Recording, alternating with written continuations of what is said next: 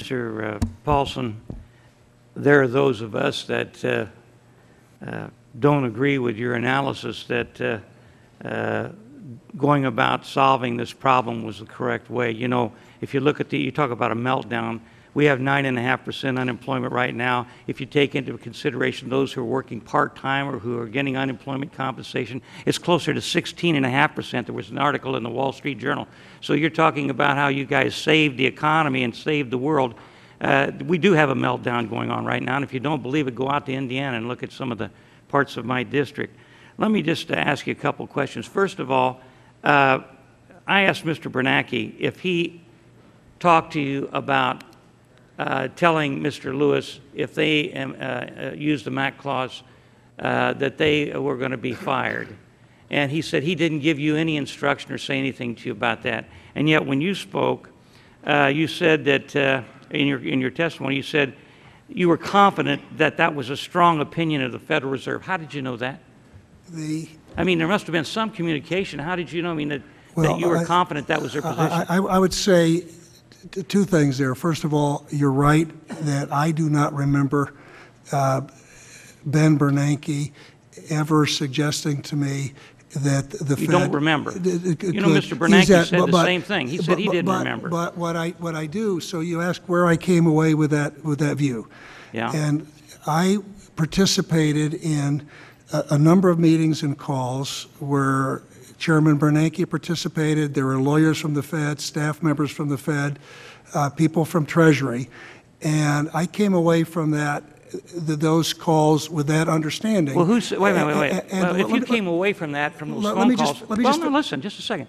If you came away from that, from those phone calls, somebody must have said, hey, we can't let them do this. Well, and I would suggest that it might have been Mr. Bernanke. Well, what I would say to you, I do not know whether someone in those conversations or calls expressly said it, or if my understanding came from just the tone and the forcefulness. You know, you're a very smart man. I don't think anybody's buying what you're saying right now. I mean, you guys were on a phone call. There was a number of conversations and emails, and you're saying that you didn't get any suggestion from Mr. Bernanke that he wanted you to let them know they were going to be fired if they didn't do what you said? I said I clearly came away with the understanding that this committee has, and which was substantiated by the emails that have been released and some of the other things, that was the view of the Fed. But I also don't remember Ben Bernanke ever talking about that possibility with me. It's interesting that both you and Mr. Bernanke can't remember. Let me just read something here that really concerns me. First of all, they expected a $9 billion liability. And a few days later, they found out it wasn't $9 billion, but $12 billion.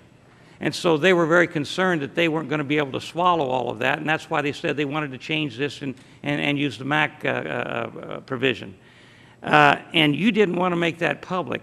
You didn't want to make any of this public. Why not? Well, let me say to you that that is not a fact. This came up in connection with Ken Lewis asking me for a letter from Treasury. And what I said to him about a letter from Treasury is I said, Ken, we do not have any kind of a specific agreement here. We haven't decided on the size of the program, the dollar amount. We haven't decided on how many assets. And so if I gave a letter, all I would be saying is what I've already said publicly, which is that BofA is systemically important and that we are committed to not having a failure. Yeah, so let me just finish here. Don't use up all my time. So what I said was just the opposite. I said if we give you a letter, Mr. Paulson, we'll disclose it. Mr. Paulson, please pull the mic closer to you. Oh, sorry. If we give you a letter, we will disclose it, was what I said to him. Here's what was said in testimony. Bernanke and Paulson insisted that Lewis rely solely on their verbal assurance of more support because, as Paulson told Lewis in a written pledge, quote, would be a disclosable event, and we do not want a disclosable event. Well, and he goes into more detail than that. Well, let me say, Lewis has testified clearly before this committee that I never, ever suggested to him that he delay any disclosure. What I said to him was something I would expect you all would agree with, which is if we're going to issue a letter from the Treasury, I'm not going to issue a letter without disclosing that letter. And I don't see the point of a letter because we have no specific agreement. There's nothing to write down. We don't have the size of the program. We don't have the dollar amount. And we've already publicly said... You gave him verbal assurance, but you wouldn't put it in writing. I gave him verbal assurance that we were committed to working to get something done. Why didn't you want to put it in writing? I mean, there's several places where he says that you would not allow it to be put in writing. You didn't want people to know. You didn't want public disclosure. Why not? Well, because I attempted to answer. I'll answer it one more time for you, sir. What I had already said... Mr. Chairman, will you ask the witness again to speak into the microphone? I can't hear. Yeah, Mr. Paulson. I'm sorry. I had already said publicly, as had the Fed, that we were committed to working to prevent the failure of any systemically important institution, and Bank of America was one. Now, going beyond that, we had made it clear that we were going to be working with him to develop a support program, but we didn't have a size. We didn't have the amount of assets that would be covered. We didn't know what form of equity and how much. We had nothing definitive to say. And so I said, I don't see how a letter is going to be meaningful or helpful, but if I give you a letter, we're going to disclose it. And then that got twisted around to say I didn't want a disclosure.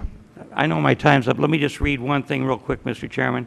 Has what he said. I was instructed that, quote, we do not want a public disclosure. That's what he said, flat out. Well, he has testified something different before this committee. Mr. Chairman. Okay, Mr. Chairman.